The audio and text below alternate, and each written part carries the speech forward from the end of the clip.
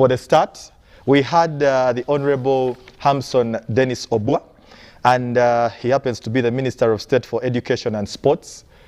It was quite a start indeed. We also had Susan Wamala, the chairperson, Mukono Municipal Technical Head Teachers Association, and as well chairperson, Mukono Diocese Head Teachers Association. And we also had Mr. Ismail Mulindwa, the Director Basic and Secondary Education in the Ministry of Education and Sports. Is it the same people that are here today? It's quite a little different. Before I let you know who I have with me in studio today, just to remind you, this broadcast is coming your way, courtesy of World of Bingwa. I did let you know yesterday, they are soon launching the World of Bingwa education app, which will be making education quite easy for the learners. But as well, it comes our way, courtesy of the prowess of Stanbic Bank. And indeed, it will not be a surprise if you saw or heard someone from Stanbic on this particular panel. We also do commend the Rural Broadcasters Association, RUBA. They are part of the team that has made this possible. We commend the Teachers Talk magazine. It's one of those documents I'm holding with me this particular time. Ministry of Education and Sports and Uganda Broadcasting Corporation. It's day 2 of the symposium, and we are still engaging communities for safe school reopening. Now, just to let you know who I have in studio, my guests are so ready and super ready for this particular day. And this time around, a little different from how we started yesterday, starting from my left to the extreme left. We shall start from the extreme left, coming towards myself. And well, starting it off with a man that is having a smile on, Mr. Robert Serumaga.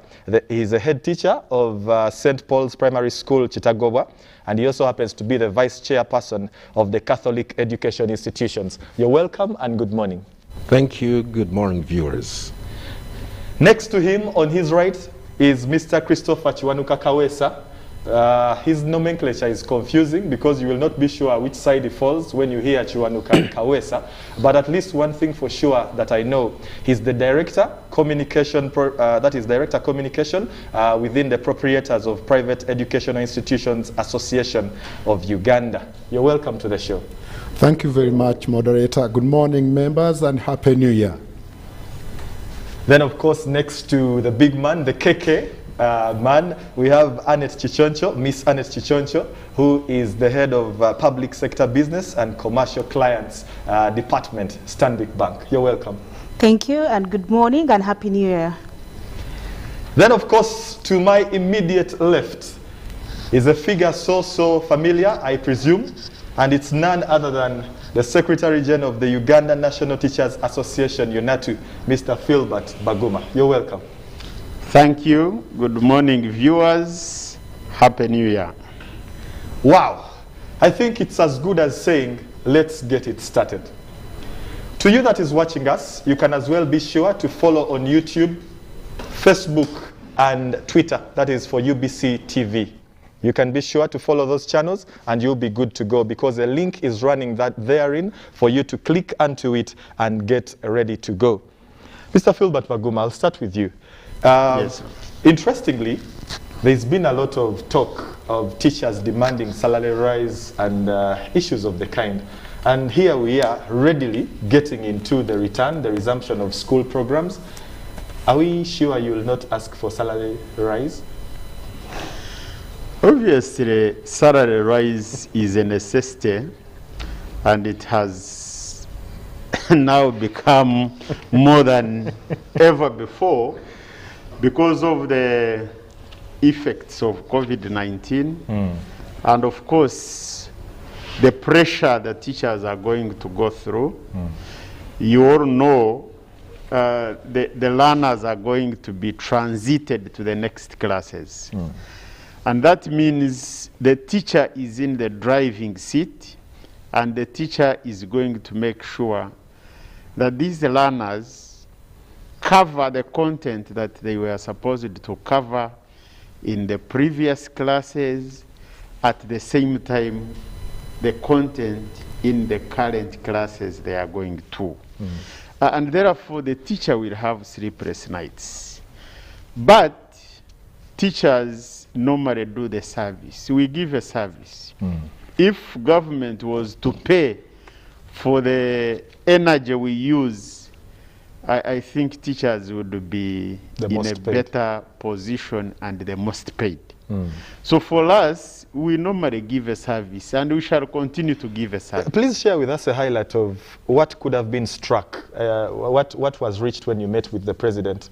We want that assurance, because here we are to engage the communities for the readiness that we are looking forward to, but we also want that readiness on your side. Assure us, what did you reach? So far, we have not reached the conclusion. The discussion is ongoing. Okay.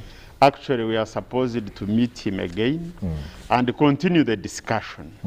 But the reality is, when you look at the current situation, and you put yourself in the shoes of the teacher, you do sympathize with the teacher. First of all, the teachers too are parents.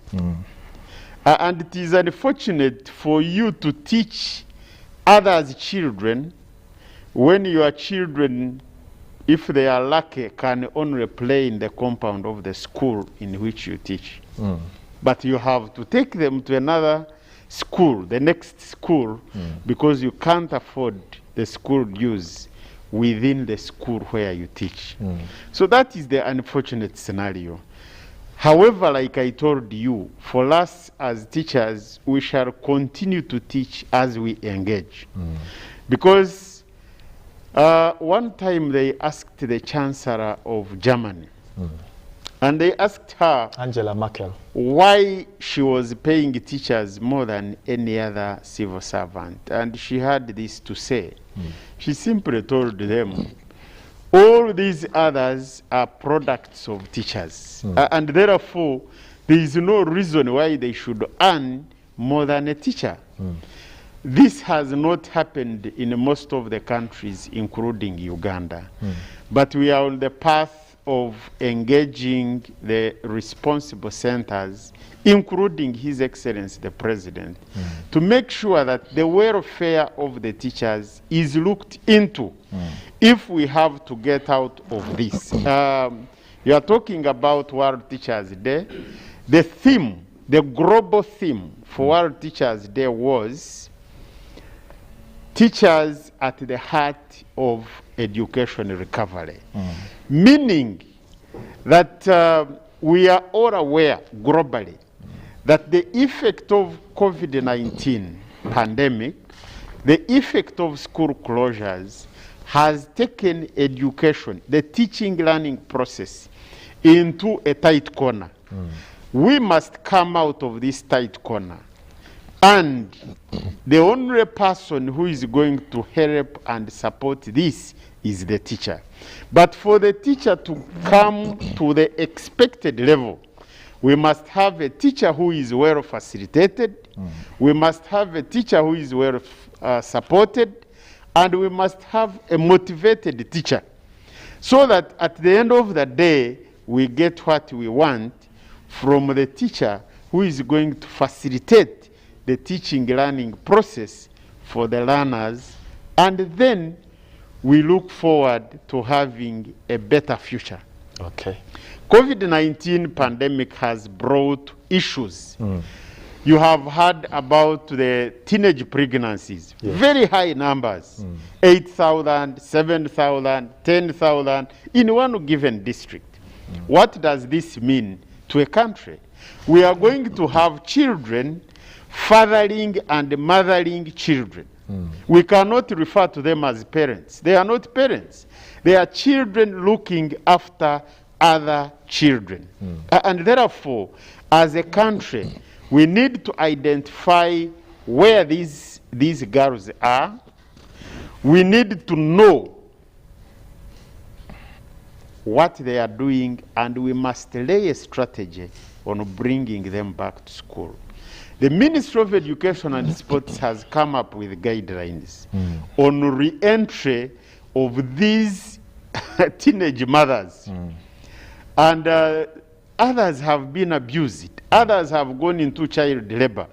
But we need to bring them back to the school, because if we leave them, you imagine 8,000 learners within a given local government. What does that mean? You are looking at 8,000 and you are adding there the children they have produced.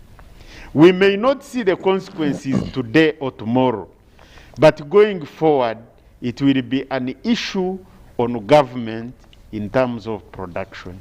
And therefore, it is everybody's responsibility to make sure we bring these learners to the fold, to the teaching learning process. They have dreams to realize in education, and they can still have a second chance. Okay, we shall be getting back to you, Mr. Phil, but having mentioned that what you've been doing is all in line with getting ready the teachers, but as well the parents and the other fraternity that surrounds the education sector, it poises me towards Mr. Christopher Shiwanu Kakawesa. He's Director Communication, Proprietors of Private Schools Association. And there's a report that we saw, whether or not it's a reality report is what we are left to know since you're here with us.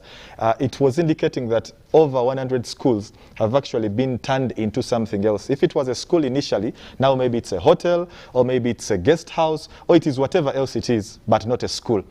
Any stats to that effect, to how many schools we have available, and as well perhaps, what is this that is happening? Is it indeed real? The schools have been, turned into something of the sort? Have they been mortgaged? Were they auctioned? What went wrong? Thank you very much. That's a very interesting part.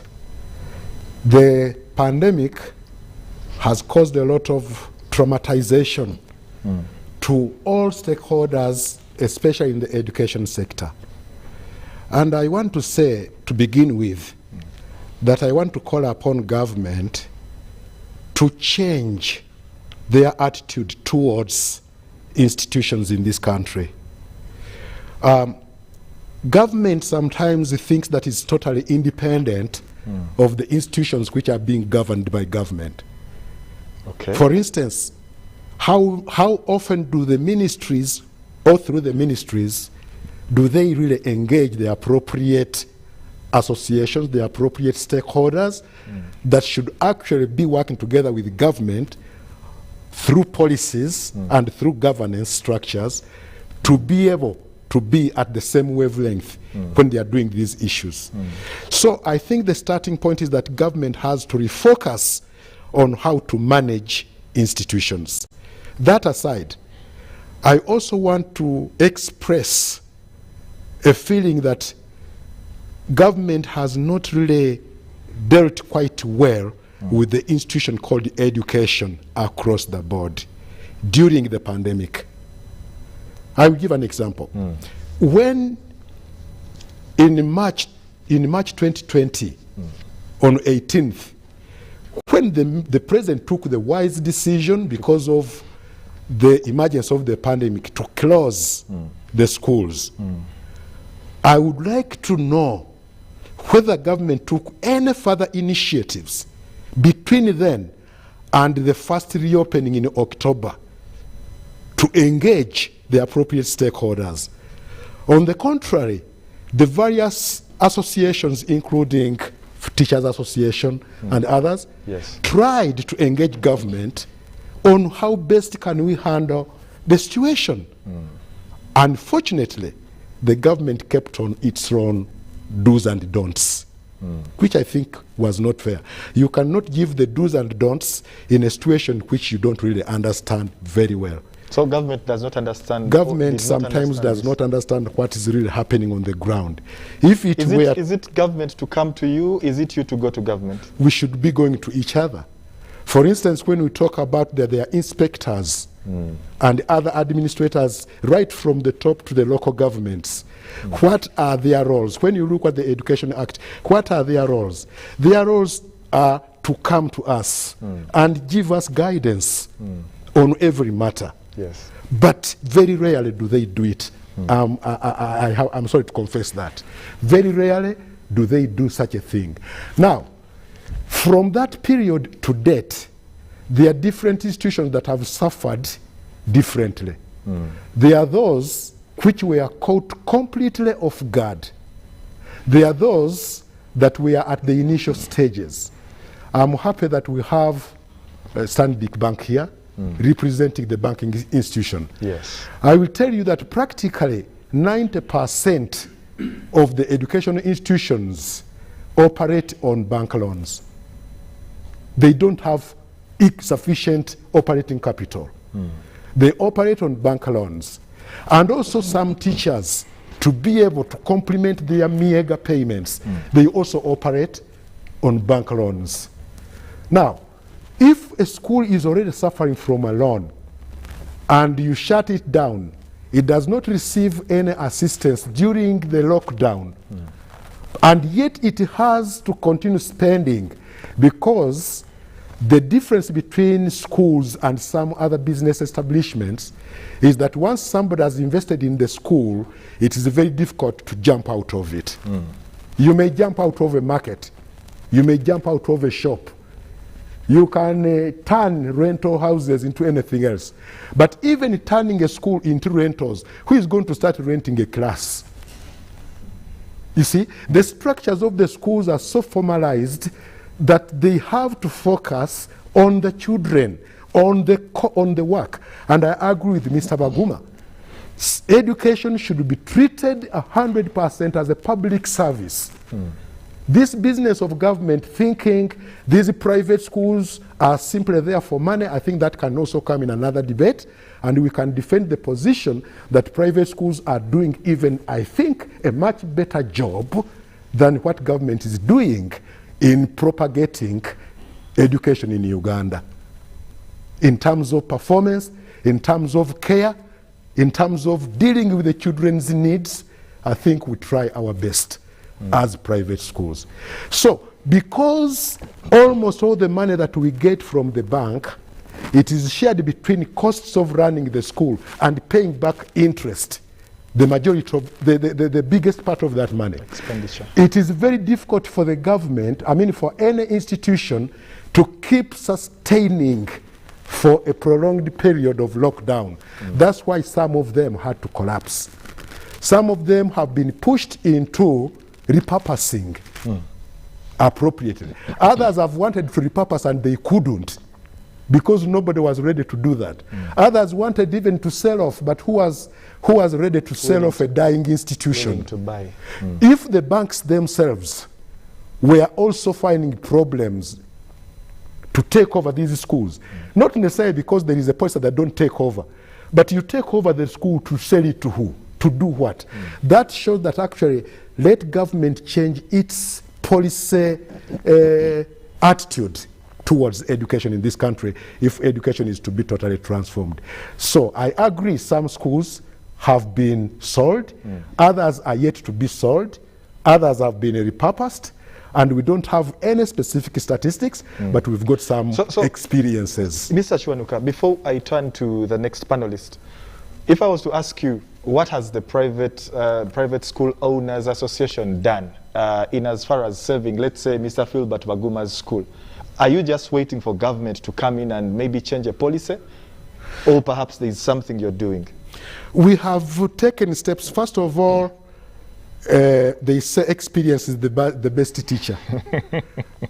Proprietors did not ever think of the need to have a strong solidarity until we were hit heavily by the pandemic.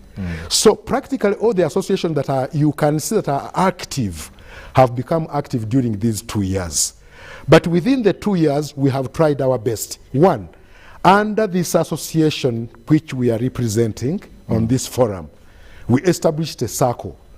And members started contributing towards that circle. And just before the lockdown, the second lockdown, some members that were finding financial hardships had started benefiting from the circle. Okay. Okay? The other aspect we have also moved in is partnering with some institutions. Like I will not hesitate to say that we want to thank Stanbic Bank. Stanbic Bank came up vividly and said the education sector has to be saved. And they started extending solutions, which we've been moving around with them across the country, trying to show the people if you are having financial problems because of bank loan backlogs and things of that nature, we can come in with a mitigating solution to enable you restart so that you can work towards recovery. Okay. Some of the banks have done that, but Stanbic Bank has also been at the forefront. Very pivotal. I think those are some of the things we have tried to undertake for now. All right, I can see you are shock absorbing the next kind of question that will be going to Madam Annette Chichoncho. But of course, as you see, I'm holding the Teachers Talk magazine. This is one of the latest of issues from November 2021. And don't you worry, it will be coming your way later. This is a free publication. It's a very free publication, and you can actually get it available to you yourself on the World of Bingwa website. Simply get down to the World of Bingwa website, and where need be, you can subscribe and begin having copies of the same. It's all about teachers. There is as well space they can avail to you, sponsorship, space, advertising and the likes, and quite a number of elements. I can see here the First Lady during her jab, one of her jabs. Very interesting. The pictures are good, and you too could have yours. Well, Mr. Philbert Maguma also happens to be on one of the pages, and he's actually seated next to me, but as well featuring in this booklet. Anyway, let's shift to Miss Annette Chichoncho. The proprietor says the learning element came into the picture. There was need to revamp. Stanbic Bank came on board. I actually, on behalf of the rest, thank you, and Stanbic Bank in particular. But as well, they've used you as the excuse that the schools are being taken by the banks, not necessarily Stanbic Bank, but because you're representing the banking sector. They've used the bank as the excuse. Is it true you were taking on the schools? Was there no other way to revise such loans so you can actually save the schools, but as well have the loans serviced eventually? Okay, thank you. I'll just also provide maybe clarification to the public and the viewers. We are regulated by the Central Bank, which is Bank of Uganda. And Bank of Uganda came out with credit relief measures for sectors that were really hit by COVID. And one of those measures were, they asked us as the banking institutions to provide like moratoriums and payment holidays for these institutions that were affected. And we did provide that up to 3 restructures. And in those restructures, the institution had a choice, either to suspend payment of the principal amount and maybe pay interest depending on their circumstance, or either to suspend both interest and principal. So that was given up to three times.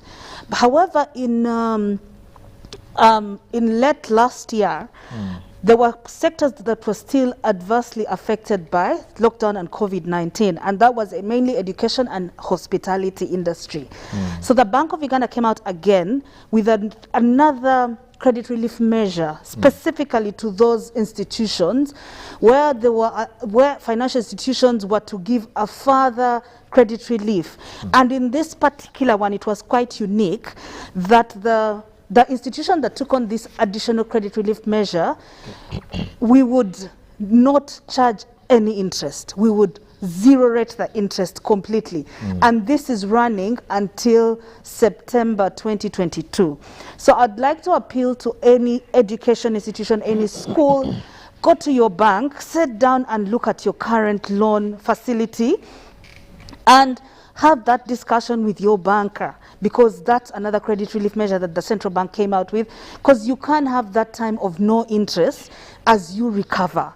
So the central bank did come out very, very clearly, and as banks we have actually been advancing these relief measures. There's no way we're expecting the school owners to continue to pay us when they have no cash flow. So that is what we did. So we should have benefit, and no school should have been sold by a bank because they have failed to pay, because we are still in that period of the credit relief measures. They're running until September 2022. So I urge all schools to go speak with your bank. At the end of the day, like Mr. Kawesa has said, with education, and especially private schools education, is a pivotal contribution to this country, because there's no way the government school can absorb all our children. So the role that the private school owners play is a huge role. So we actually are working in partnership with them to ensure that the children of this country actually get education, but also get a good education. Annette, when you did make mention of, or rather when you made that submission, it kind of portrayed a picture of no school has been taken on courtesy of a loan default. So I'm wondering, at the time of the implementation of the credit relief measures, was there no school taken on? Well, I can't speak for Stanbic Bank. I cannot speak for another. But you could generally speak from the banking sector. For banking sector, it was very, very clear. The central bank was very clear. Once the credit relief measures are running, no bank should sell a school. As Stanbic Bank, we did not sell any school as a result of lack of payment, because we worked vigorously with our schools, with our customers who are school owners, to ensure that they take advantage of the credit relief measures, so that at a time when the cash flows start, at a time when the sector reopens, then we can start to have a conversation on how the repayments can start. But I can't confirm that for us, we did actually follow the Bank of Uganda directive on the credit relief measures, and we have worked with our school owners, we have worked with our customers to ensure that we kind of preserve this asset that they have put in place. So Annette, before I give you a little bit of freedom, I'm wondering, let's take a scenario of Kent School that has a loan that it is servicing, and in this particular aspect, it's falling within that umbrella of safety. Now here we are getting to resume the education programs, and Kent Secondary School is coming back for a loan, Stanbic Bank. Is it still possible? Thank you for that question. As Stanbic Bank, we actually put ourselves in the shoes of our customers. Schools have been closed for up to almost 2 years. Yes. There have been no cash flows. Some of those schools have had their roofs blown off. Some of them, they've not slashed. Some of them have not painted. And yet they're here, that they're under a moratorium, or they're enjoying the credit relief measures. So we sat down as Stanbic Bank and put ourselves in the shoes of these school owners. When the schools open, we are confident that the cash will flow. We are extremely confident. So we came up with a measure for school owners. Is come to us as Stanbic. Tell us, this is the status of my school. For me to open and to reopen safely, remember we want to open safely. Yes. I need to paint. I need to slash. I need to replace the roof. I need to purchase PPE in mass, because this was not part of my budget. Yes. I have some suppliers that I had not paid. I need food. List all your needs. Come to us as Stanbic Bank. We will sit down with you and look at those needs. And we will look at, because we're assuming that cash stopped flowing, school fees stopped flowing in December 2019. So we will look at your performance in December 2019 and see this was the level of cash flow that this school had. So based on that cash flow, we can be able to advance what we're calling a boost. We're calling it an opening boost. So we will give you that opening boost to ensure that you open your school and open it safely. Because at the end of the day, you're our client. And if you don't open that school, then we are putting not only the children of this nation at risk, you're putting the children of this nation at risk, but also we as your banking partners, at the end of the day, we have a debt, and our aim is to get that debt service, not to sell your school. We are not in the business of selling schools and buildings. We are in the business of providing financial solutions. Wow, I'm sure your CEO is watching and perhaps is beginning to think, did I place Anne in a wrong sector or department, public sector, business and commercial clients, instead of the real thing, marketing. Anyway, we now turn to Mr. Robert Serumaga. He's a school head, and I'm looking at the whole scenario. Yesterday, we had to bring in the question of school fees. You are a school head. I'm not so sure yet whether yours is a private or it's a government school, but I'm wondering what exactly is going on through your head. Are you going to increase school fees? How are you going to cope with the situation that it is? Thank you very much. My name is Robert Serumaga once again. I'm a head teacher. That is a very interesting question. Nevertheless, you've asked it to a head teacher of a government school, Okay. which may not bring out properly what you are looking for. However, I know what is going on. I'm not talking for any school, I'm not talking for any organization, but I'm just giving a scenario of what is happening. First of all, I think it's very important, before even I come to school fees, for the parent to understand what the schools are going through and what they've gone through. But at the same time, it's very important also for the schools to understand that parents too have gone through a very difficult question. The issue of raising, of not raising, although in the policy government brought out, it was emphasizing that no school fees would be increased. It's a bit tricky in the private situation whereby these people have been doing everything on their own. But I think the basic thing we need to have at the back of the mind is that we've both gone through hard time. Both the parents and the schools. Schools have been closed for almost 2 years. As they have said, schools have been having loans. Even the government schools too have loans, but if you may save them for the little they get, schools generally have gone through tough times. For the years they have been closed, they spend still, because you have to sustain the school. There are some workers, even if the school is not working, that you have to keep paying them. You have to have power in the school, because if it's black, then it's very risky, even for the thieves. There are natural stuff that happen to institutions which are not being used. Termites. You find the rate of tear and wear for a school that's not working is very high. So all those are expenses. Leave along the direct expenses of power and other workers like the slashing, like the guards, and so on. So it's really hard that even if they were saved perhaps from paying the loan, there's still recurrent expenditure they are undergoing without earning anything.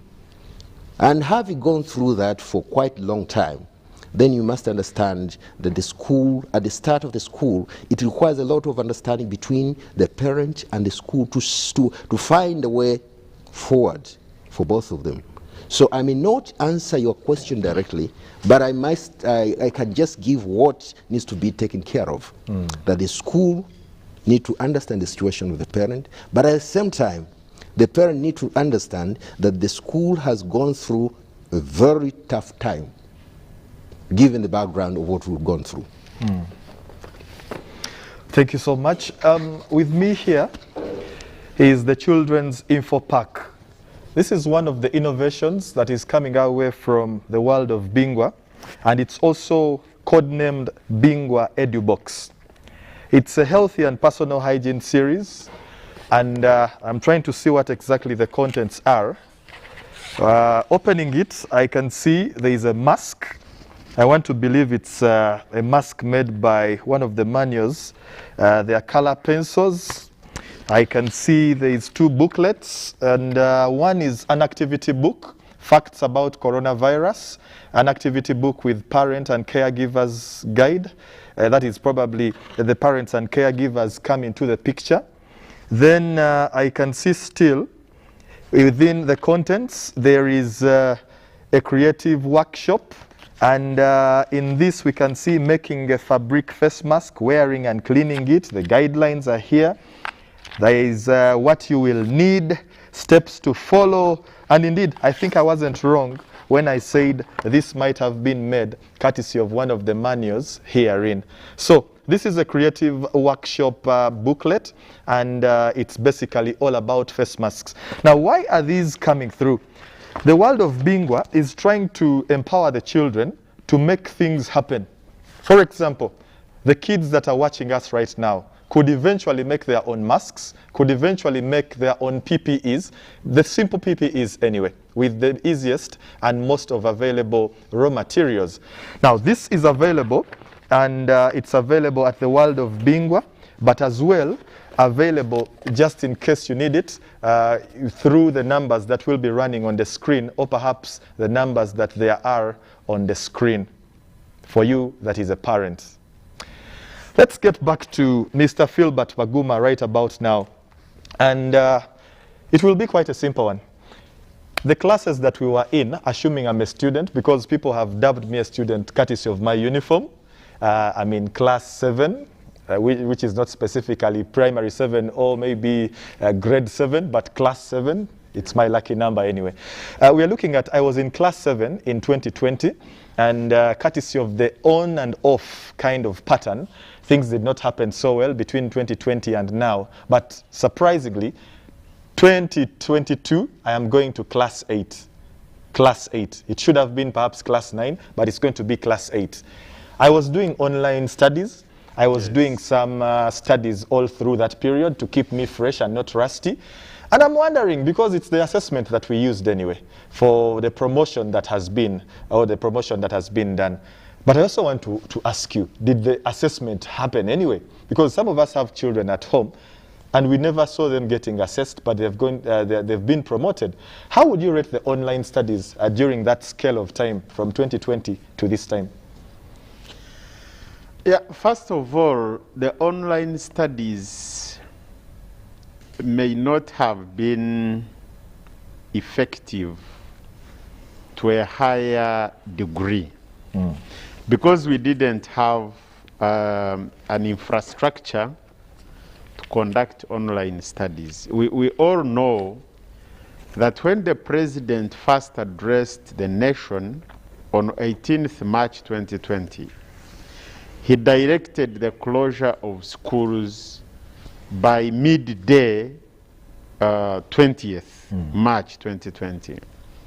We thought it was a short-term kind of arrangement, but every time he would come to address the nation, everybody would be waiting to hear something about the school. That did not happen until it was October, when the candidate classes were allowed to go there and complete their studies. Now, that left a gap. If you go to primary 1, you will realize that we have primary 1 of 2020. Then we have the children who made 6 years in 2021. They were top class students, and so they become primary ones. We have those who have made 6 years in 2022, meaning we have 3 cohorts who are in primary 1. Whenever you meet the learners and you ask any learner and ask, in which class are you? The learner's answer is, I was. Meaning the learner is not believing that after 2 years, he or she is still in the same class.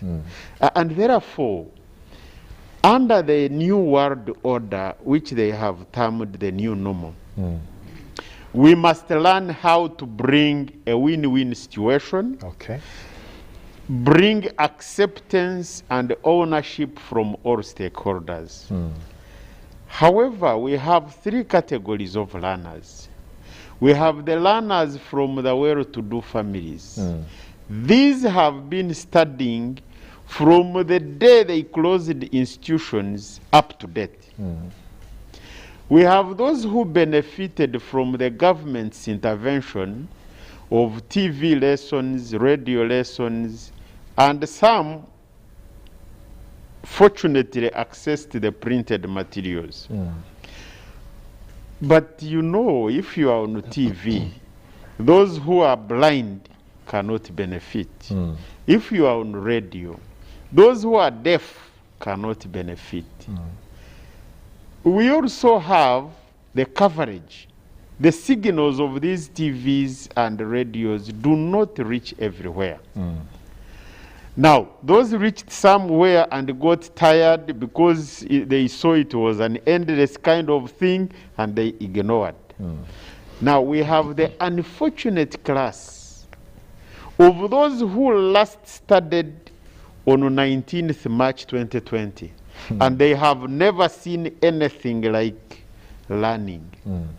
Now, all these are going to transit. They are transiting and they have to study in the same class, the three categories. Yes. Now, it is incumbent upon the teachers and the school administrators Talk to them. Talk to to them. design strategies on how to help these learners, how to facilitate them. We have content which was not covered. We have content for the new class where they have gone, and therefore it's up to the strategy that will work. However, in the schools where there are systems working, we have seen before children missing out some of the classes. A child in primary 6 goes and does PLE and passes in division 1 and goes. Now, in the school setup, schools do not have the same syllabus coverage. There are schools where they have enough teachers. You find a subject is managed by 2 teachers or 3 teachers. Those, by the time they go to the candidate class, they are revising. They have finished the syllabus. There are those, even at the time of final exams, they are not yet halfway the syllabus. So that is where the challenge is, but we need to devise means of seeing how best we can prepare and have this covered. Now, the unfortunate bit is that right now as we talk today, there are some local governments which have not released capitation grants to schools. We are counting down to 10th January for the reopening of schools. The cow or the town clerk is still super growing on capitation grants and is not releasing this money for the heads of institutions. The president has insisted that he doesn't want to see parents paying. Capitation grant is not being released. So how do you now expect a safe reopening of schools? Some of the district leaders are laying strategies on how to swindle the money.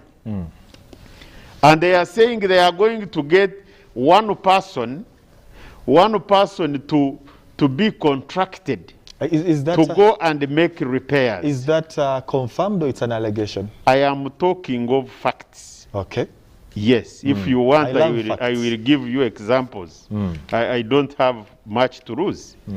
They are contracting one person to go and make repairs in the entire district. Now, you imagine, if you are a leader at the district level, the schools are not at the same level of repair. A school was hit by a hailstorm. Yeah. Another school needs to repair desks. The others need to remove the ant hills and what. Now you are saying you are going to give one person a contract to go and work on all schools. Remember, today is Tuesday. The reopening is on Monday. Now, what magic are they going to use? And therefore, government should swing into action. We have resident district commissioners and RCCs representing the president in these local governments. We need to make sure that after all this long, without the teaching learning process, when we say we are reopening schools, we should get ready to reopen schools. Why should the Ministry of Finance release funds and then at the district they are holding the funds? They don't want to release the funds to do what they are meant for.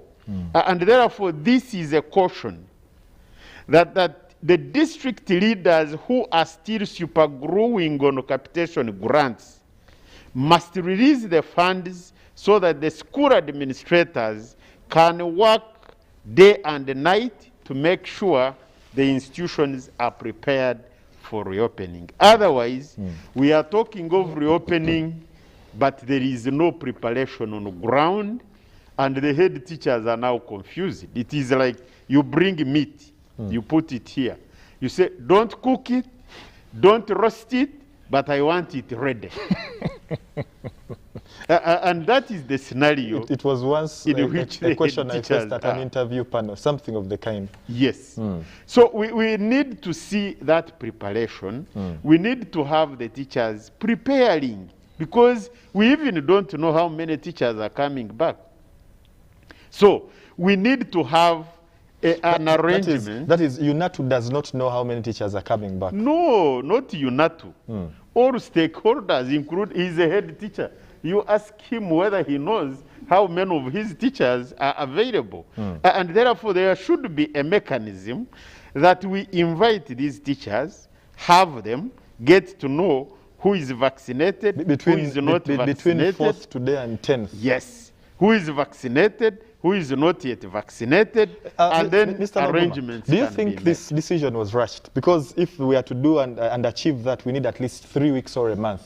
Don't you think this decision was rushed? It was not rushed. It is only negligence of duty by the duty bearers. We have been in lockdown and school closures for 2 years. What did we do? Let's return to that point in a little while to come. But I've just received communication from the director of this symposium that Madame Annette Chichoncho will be leaving the set after the very first hour. And as such, I wanted her to leave with at least one more question responded to, because a little later, someone else from Stanbic Bank is going to be coming through to take her seat and as well respond appropriately. Madam Chichoncho, the one that I'm bringing on to you is for the parent out that side, the school owner out that side, watching this symposium. They say, yes, they are ready. Come and buy an imbaya. Whether the teachers are ready or not, they are ready. But are you ready to take installments for the school fees? Or perhaps are the schools arranging with you, for example, Stanbic Bank, to accept money in installments? And as well, is there that kind of plan to help the parents get, maybe if it is 1 million of school fees, maybe pay 250 in 4 installments? Thank you very much. I think we will be preempting my colleague that's coming in to handle the session on the parents. But like I said, as Stanbic Bank, education is a key pillar for us as a bank, because it's a key pillar of this nation. And we are constantly thinking and innovating on what we are doing for the education sector. And Mr. Kawesa here said we are in partnership. We did also run a partnership on vaccination in this country, as Stanbic Bank specifically, because we are concerned this is a national, it was a national crisis for all of us. And it was time for us to jump in and ensure that we get our schools reopened and opened safely and get our children back into the classroom. And it just doesn't touch the children. As Stanbic Bank, we're looking at the entire ecosystem. We're not talking about how this closure has affected not just the school owners, the teachers, the learners, but also there's a crucial bit of people that have been supplying materials to these schools that have been taken out of business as well. You look at the people who are supplying books, scholastic materials, who are supplying food, all those have also been affected. So as Stanbic Bank, we are looking at a holistic solution. How do we recover everybody that touch points the education sector? Not just the learners, not just the teachers, not the parents, not the school owners, but everybody, including the suppliers. So we have come up with a conclusive solution that touch points everybody, because we believe that this core pillar has to be recovered for the good of our country and for the good of our children. Wow. She's the head of public sector business and commercial clients, Stanbic Bank, Miss Annette Chichoncho. World of Bingwa. is one of the reasons for which we are here, but not forgetting Stanbic Bank. We're represented by Annette. Thank you so much indeed. We also have the Rural Broadcasters Association, RUBA, UBC, Uganda Broadcasting Corporation, the Ministry of Education and Sports, very, very core in this one, and as well, Teachers Talk magazine. Like I did tell us a little while earlier, the Teachers Talk magazine is a free publication, and you could get yourself a copy downside of the World of Bingwa website. We take a break for now, but it's still the National Safe Back to School Symposium. This is day 2, and we have still one more day to go. That is tomorrow. But as of now, we take a break, and we shall return in a bit. Back to school, back to school, back to school today.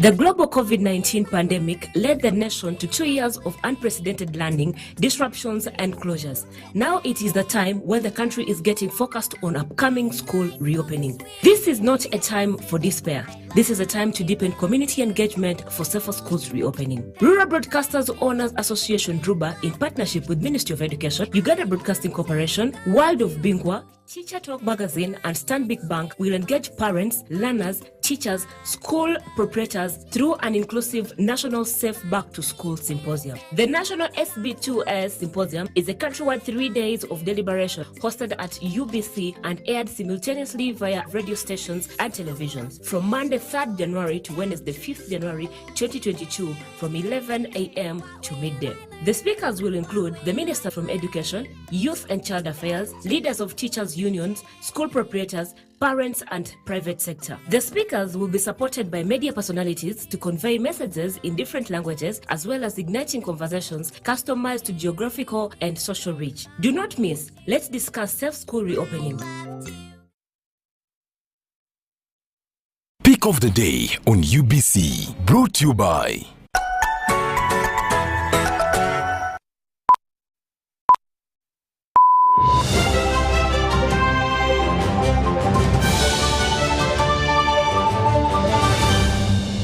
how to get points. Just use MTN to make calls, send SMS, load airtime, buy bundles, or pay for MTN subscription services. everywhere you go. MTN. The auction of the year is here. Beira Isi. You can own a brand new boda, fridge, flat screen TV, and more. Beira Isi. Bid on any of our selected items by dialing *210 *3 hash to register and participate in the Bay Lacy auction market. You'll pay a bidding fee via mobile money after you select your preferred item. Fridge, 20,000 shillings. 50 liters of fuel, 20,000 shillings. Smartphone, 20,000 shillings. 43-inch TV, 30,000 shillings. Boda, 30,000 shillings. And school fees worth 1 million shillings, 20,000 shillings. After successfully registering in the Bay Lacy auction market, you start submitting your bid on your item of choice immediately. Dial *210 *3 hash and start bidding. Please don't pay for anything until you are announced as the highest bidder. The highest bidder will be called live on UBC TV on the 10th of February 2022. Terms and conditions apply.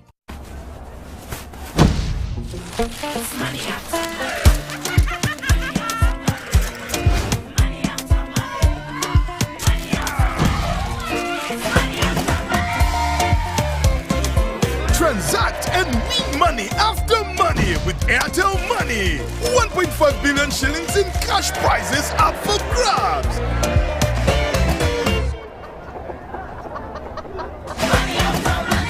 The more you transact, the higher your chances of winning. Airtel Money. Instant, secure, borderless.